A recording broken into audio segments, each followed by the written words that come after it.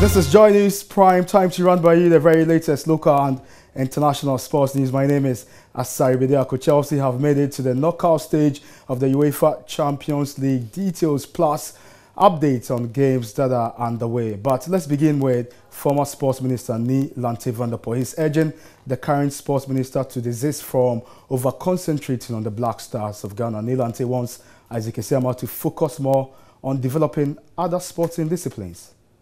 I will lash him for is that he's also possibly going the same way other previous ministers have gone, which I decided to depart from. That is giving too much priority to football, to the exclusion of the other sporting disciplines.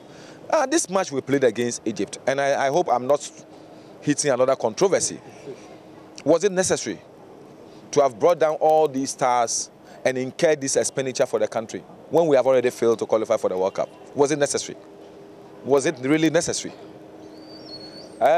One, in the wake of the fact that the disabled basketball team were looking for money to go and play a World Cup and Olympic game qualifying series, they were even asking for $10,000 or so. They couldn't get.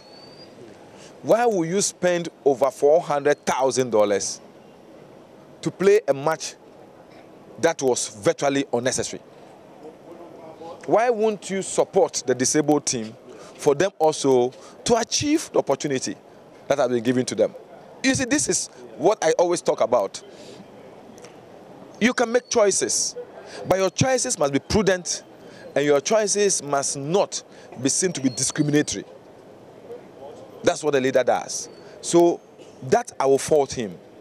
And I think whoever advised him at that time there's nothing wrong with calling the FA and telling them that, look, looking at the budget of the ministry, at this point in time, we cannot do this. Because I'm certain that 4 matches that the Black Stars played during his tenure, I know that the budget of the ministry was gone. I'm sure they've even overspent. You understand? But definitely, he has to find money for this match for the Black Stars against Egypt at the expense of the disabled basketball team. And that is where I will fault him. So I would say that these are some of the things I expect him to be strong about, to be firm about, and insist as a minister. Because we are supposed to develop every sporting discipline. Nigeria Next and former Super Eagles striker Yakubu Aigbeni has caught time on an illustrious football career. Here's a report by Nana Kwame Asamoah of Joy Sports.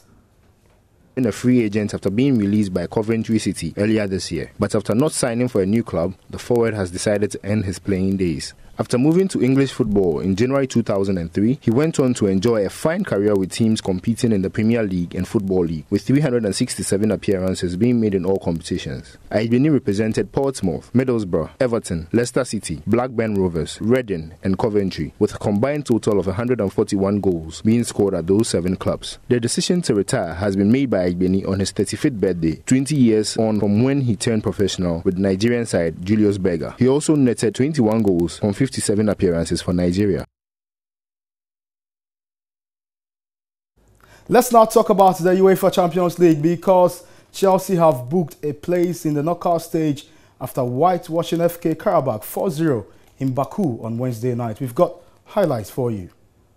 Antonio Conte's side were hoping to replicate September's 6-0 win in the reverse fixture. The Blues survived an early scare, with the crossbar coming to their rescue after a wonderful Karabakh build-up involving South African Dino Ndlovu. The game was turned on its head with the dismissal of Karabakh captain Sadio Goff, who was shown a straight red for denying a goal-scoring opportunity. Eden Hazard stepped up, and he made no mistake from the spot, scoring his 6th Chelsea goal of the season. With wind in their sails, the English champions pressed home their numerical advantage. Willian's got it through, and he's got it back, and he's made it 2-0 in scintillating style. Alvaro Morata, who was brought on in the second half, was put through by Antonio Rudiger, but he missed wide. Chelsea were then awarded another penalty, after Willian was dragged back by Medvedev. Cesc Fabregas's initial penalty was ruled out for encroachment, but the Spaniard was able to rifle in his second for his first goal since August. There was still time for one more goal. Willian netted in style. Oh, what a hit that is! Blistering strike from Willian. His second, Chelsea's fourth. So Chelsea have made it to the knockout stage of the UEFA Champions League. As I speak, other games are underway. Barcelona are playing against Juventus in Turin, and Atletico Madrid are playing against AS Roma in Spain. So CSK Moscow 2, Benfica 0. So it means that Benfica are out of this season's UEFA Champions League. It is 0-0 between FC Basel and Manchester United, and it's also 0-0 between Anderlecht and Bayern Munich. The game is being played in Belgium. There's a goal harvest in France as PSG recovered from a goal down to lead Celtic by 4-1.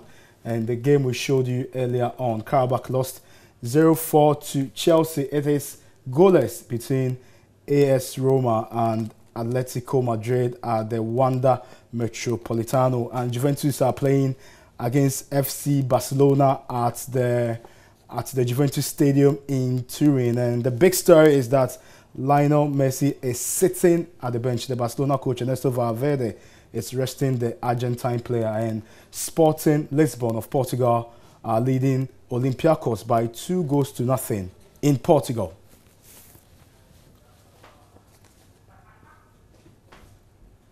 So that's all I've got time for on today's edition of Sports here on Joy News Prime. Thank you very much for watching. But if you want to read more sports stories for yourself, make your way to the Joy Sports page, and you can also find us on Facebook and on Twitter. My name is Asari Bediako.